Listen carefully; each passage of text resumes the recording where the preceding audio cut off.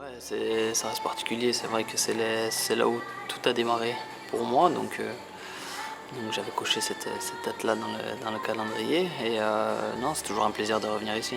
Mon père il se fait muter et j'arrive à Nîmes, ma mère regarde l'annuaire, prend le premier club parce qu'à l'époque là où je jouais justement vers Besançon, il y a tout le monde qui était pris, il n'y avait pas de détection, tout ça. Puis elle a pris l'annuaire, voilà, pour la petite anecdote, elle a appelé, elle a dit voilà, on vient de déménager, mon fils va venir se présenter demain à l'entraînement. Là, ils m'ont dit attendez madame, on est dans un club pro et tout. Ma mère a dit ok, bon, je vais appeler le prochain alors. Ils ont dit non, bah amenez-nous-le et tout. Et dès le premier entraînement, ils m'ont dit ok, c'est bon, on te prend.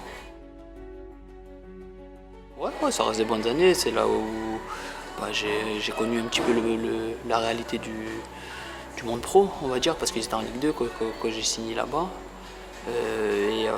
Voilà, toutes les classes, les 6e, 5e, 4e. Et c'est là que j'ai signé à Montpellier après. Je connaissais déjà les joueurs parce que je jouais contre. Et c'est pas facile parce qu'on arrive pendant un an, on est chez les sœurs. Avant d'arriver dans le centre de formation, c'est strict. Donc c'était une étape assez compliquée, mais je regrette rien. Ça m'a fait évoluer. C'est vraiment une bonne étape pour tous les jeunes qui espèrent être professionnels. L'année où je signe, le club est sacré meilleur centre de formation de France, malgré qu'il soit rétrogradé en Ligue 2.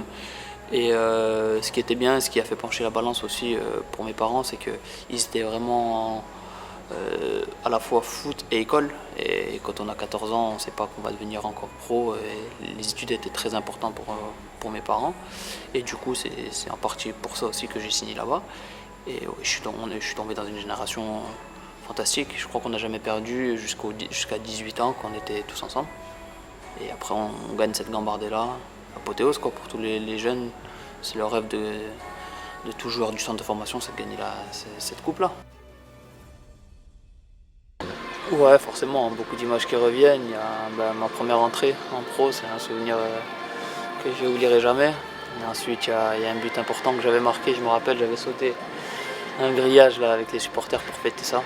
Et après, il y a le tour de stade que j'avais fait au moment de partir aussi qui reste aggravé. Non, il y a une bonne ambiance. Hein. C'est vrai qu'après ces dernières années, ils ont perdu un peu de remplissage, on va dire, mais quand on jouait nous, les gros matchs c'était plein et ça faisait du bruit.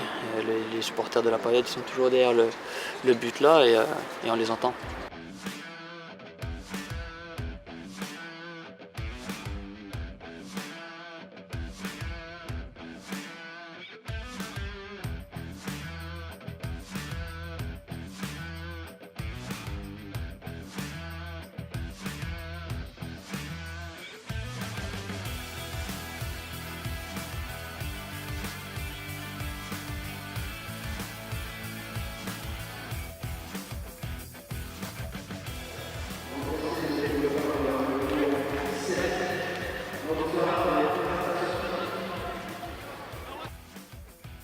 C'est vrai que j'ai pas eu de chance depuis que je suis arrivé avec pas mal de pépins physiques, mais là depuis début janvier j'enchaîne.